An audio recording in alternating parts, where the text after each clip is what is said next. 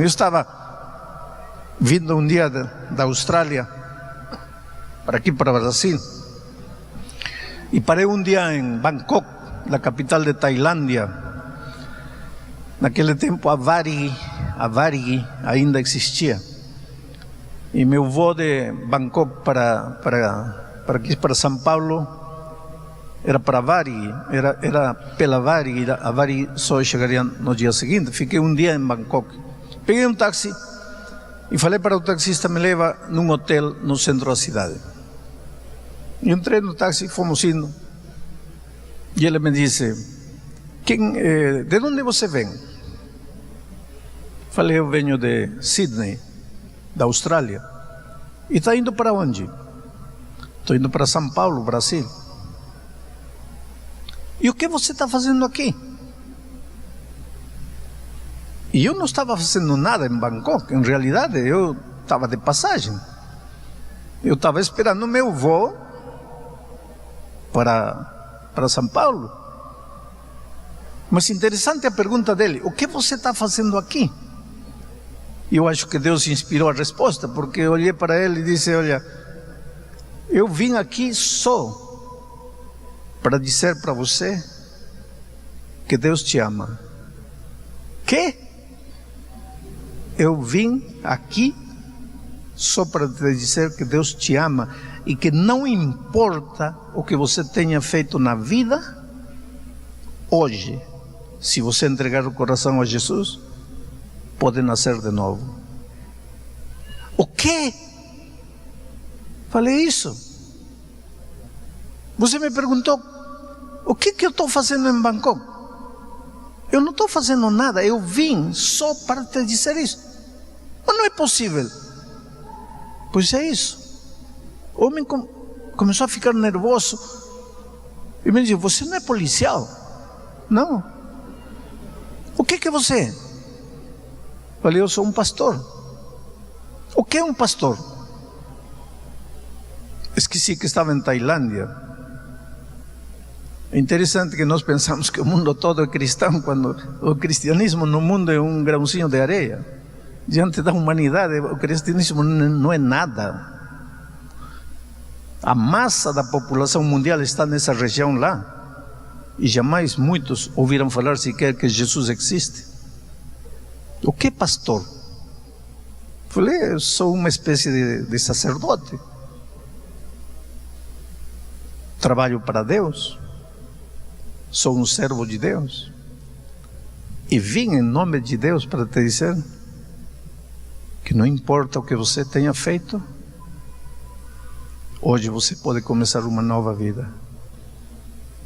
Ele me disse, olha, fala em sério, você não é policial? Falei, não, eu sou um pastor.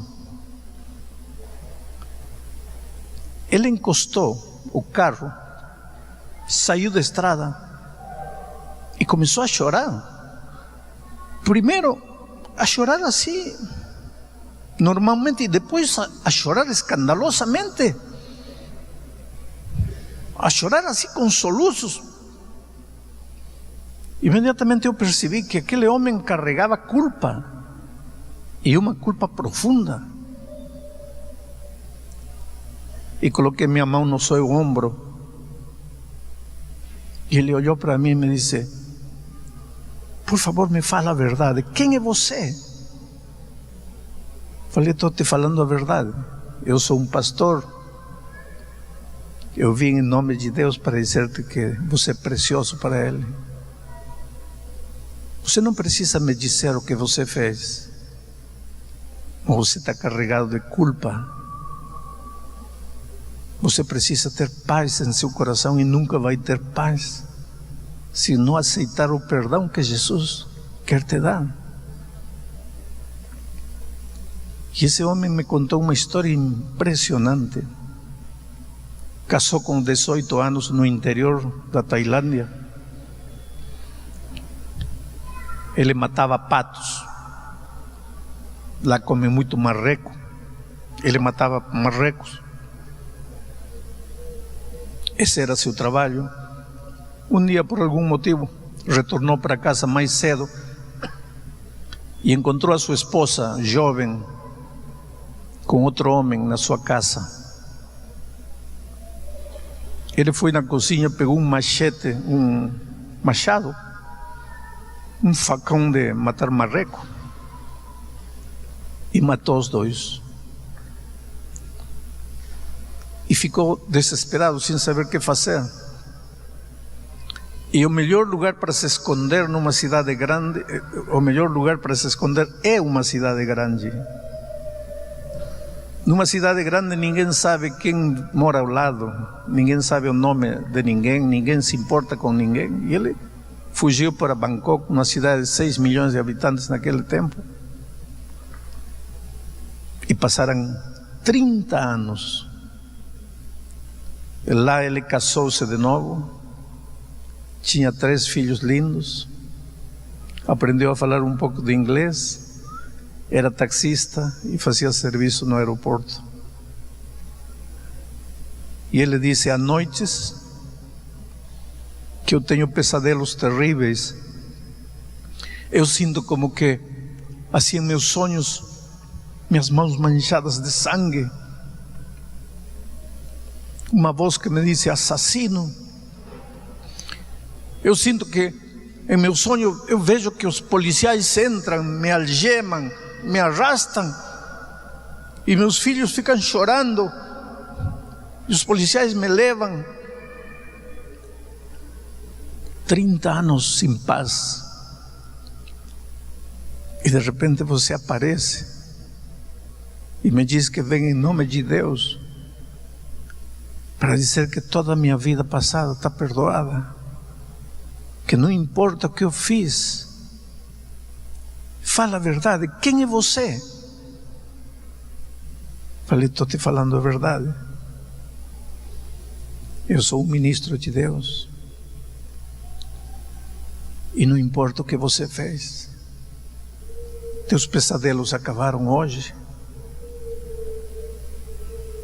tua vida passada terminou hoje. O que preciso fazer? Nada. Porque é graça, é grátis, não se paga nada. É só abrir o coração e dizer: Senhor, preciso de Ti, me perdoe. Ele me deixou no hotel, me disse: a que hora vai no aeroporto amanhã? Às 4 da tarde, eu vou te pegar. Às 4 da tarde ele esteve aí, me levou para o hotel. Era um homem diferente, era um homem que sorria, era um homem que refletia paz em seus olhos.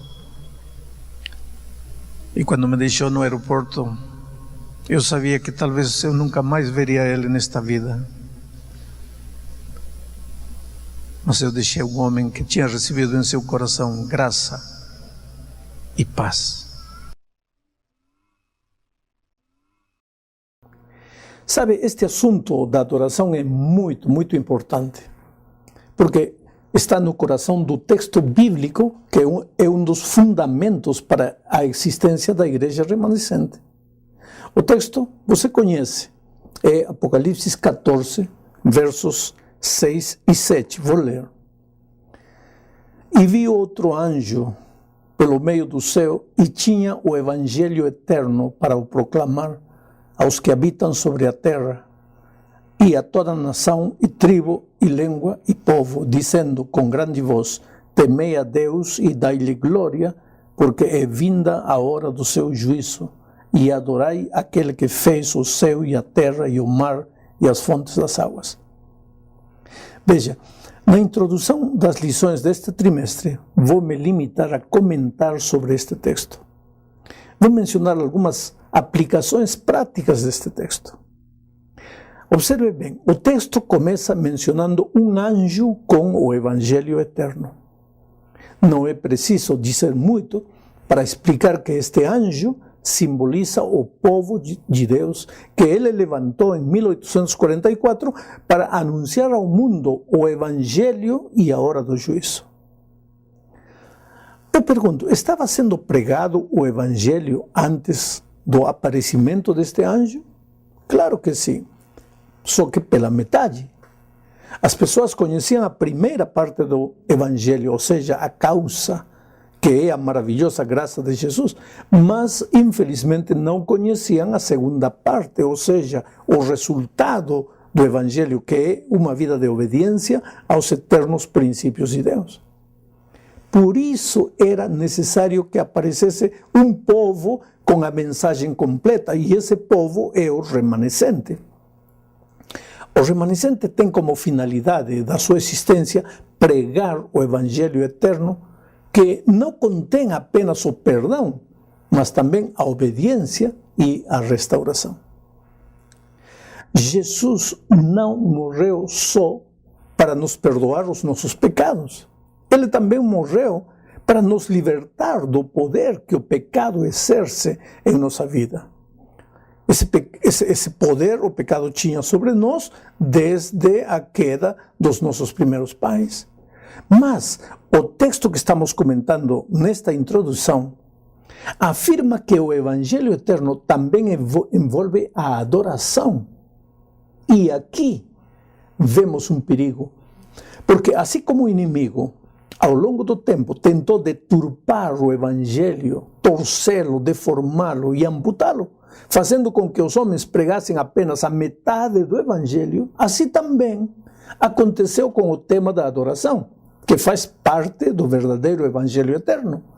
O inimigo tentou deformar a adoração, e hoje, muitas vezes, pensando que estamos adorando a Deus, às vezes estamos adorando a nós mesmos, sem perceber o sorriso sarcástico do inimigo, que dissimuladamente, assim, sutilmente, foi nos levando para onde ele queria.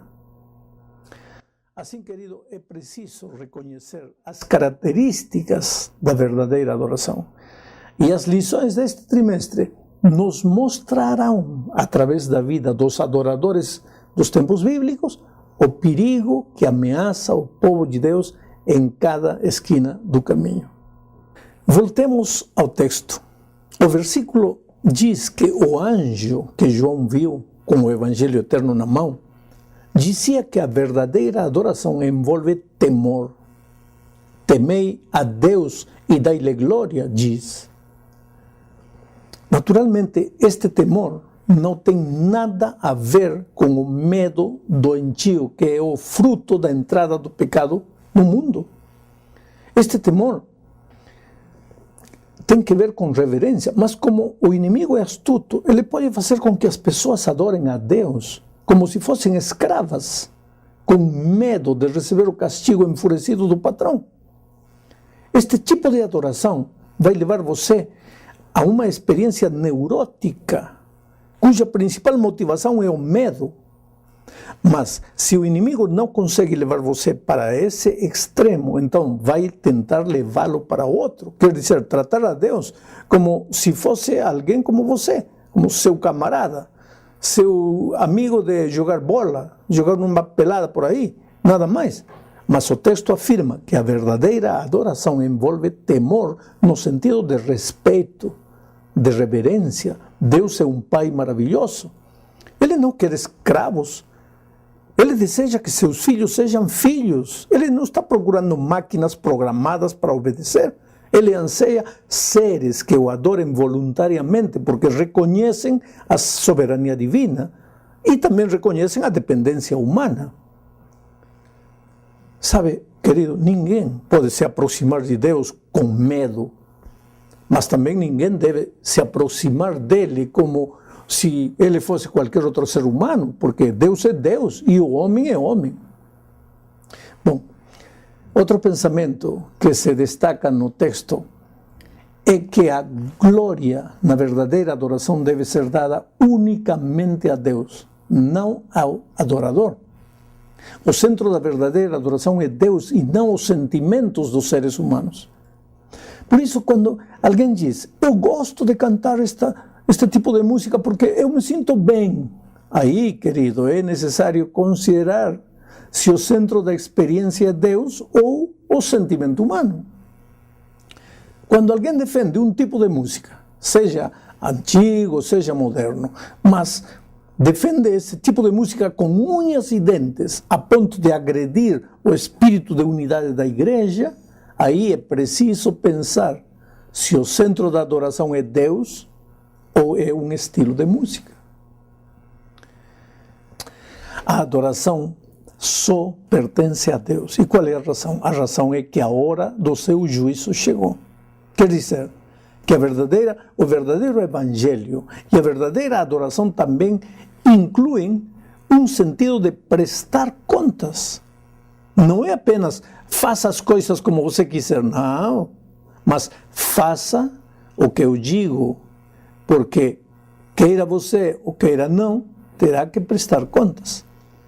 O juízo envolve a ideia de prestação de contas. Há um juiz que sabe tudo, conhece as verdadeiras intenções. Você pode dizer coisas muito bonitas com a boca e esconder sentimentos egoístas em seu coração, mas chegará um dia quando tudo isso será exposto, porque Jesus não é apenas o seu Redentor, ele também é o seu juiz.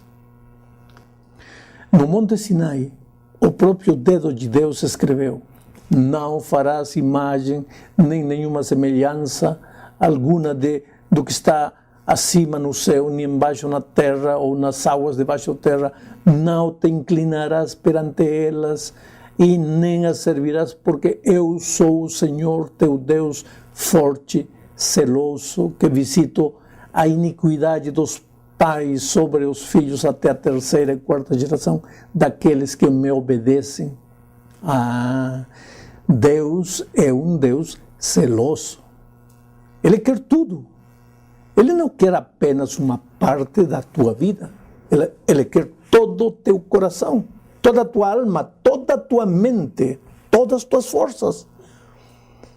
Deus não está interessado nos meios compromissos, na obediência parcial, nas obras do teu tempo, do teu dinheiro, do teu ser. Ele quer a tua devoção completa, não pedaços da tua vida. Um dia, a mulher samaritana, em certa ocasião, discutiu com Jesus sobre o melhor lugar, o melhor tempo, o melhor estilo de adoração. Jesus disse que estes aspectos não tinham tanta importância, o lugar de adoração não é tão importante quanto a razão por que você adora e quanto do teu ser você oferece a Deus. Olha o que diz Hebreus capítulo 12, verso 28. Por isso, tendo recebido um reino que não pode ser abalado, retenhamos a graça pela qual sirvamos a Deus agradavelmente, com reverência e piedade. Quer dizer então que há uma forma de adoração que agrada a Deus, agradável a Deus. E qual é essa adoração? Vamos ver. Em primeiro lugar, Deus se agrada com a adoração como a sua palavra ensina. Há muitas pessoas que dizem: eu gosto de pensar em Deus como alguém que... E apresentam a ideia do tipo de Deus a quem eles gostariam de adorar. Mas, querido, eu não posso adorar ou criar a minha própria imagem de Deus. A imagem de Deus que mais se acomoda com minha maneira de ser, ou politicamente correta, e adorar essa ideia de Deus que eu me faço, não, porque isso é idolatria. Não, eu não posso fazer o meu próprio Deus. A adoração deve ser baseada na verdade das Escrituras e não na minha opinião pessoal. Jesus disse à mulher samaritana: os verdadeiros adoradores adorarão o Pai em espírito e verdade, pois o Pai procura a tais que assim o adorem. Isso está em João 4:23. Adorar em verdade significa adorar a Deus como a Bíblia realmente o revela. Em segundo lugar, como lhe agrada a Deus a oração? Deus se agrada com a adoração autêntica. Quando Jesus disse que devemos adorar em espírito, não se referia ao Espírito Santo, mas ao nosso espírito. Nós fomos criados à imagem de Deus e, portanto, somos seres completos, que Ele desenhou para que pudéssemos nos comunicar com Ele. Pois, portanto, a adoração é a resposta de nosso espírito ao Espírito de Deus. A adoração que agrada a Deus é profundamente emocional e doutrinária ao mesmo tempo. Com o nosso coração, ao mesmo tempo que com a cabeça. Quando Jesus disse, amarás o Senhor teu Deus com todo o teu coração e com toda a tua alma, estava querendo dizer que a adoração deve ser autêntica, sentida de coração. Não se trata apenas de dizer as palavras certas. Você precisa acreditar no que você está dizendo. A adoração que não vem do coração não é adoração. Não serve de nada. É um insulto a Deus. Quando adorarmos, como dissemos anteriormente, Ele olha além das nossas palavras, observando a atitude de nosso coração. O perigo é que muitas pessoas confundem as emoções comovedoras produzidas pela música com aquelas estimuladas pelo Espírito Santo. Mas não são iguais, não. A verdadeira adoração acontece quando o nosso espírito responde a Deus, não a uma melodia. De fato, algumas canções sentimentais e introspectivas impedem a adoração, porque em vez de se concentrar em Deus, passamos a focar a atenção nos nossos sentimentos. Bom, em terceiro lugar, Deus se agrada com a adoração reflexiva. O mandamento de Jesus de amar a Deus com toda a tua mente é repetida 4 vezes no Novo Testamento. Deus não se agrada que cantemos hinos, oremos com apatia e exclamemos com indiferença, glória a Deus, sem pensar no que estamos fazendo, no que estamos dizendo, porque talvez naquele momento não conseguimos pensar em mais nada para dizer. Se não pensarmos naquilo que fazemos quando adoramos, a adoração é inútil. Portanto, a tua mente deve estar naquilo que você diz, naquilo que você canta. Além disso, querido, seja específico, veja, porque se alguém chega até você e repete, eu te louvo 10 vezes, você provavelmente pensa, e por quê?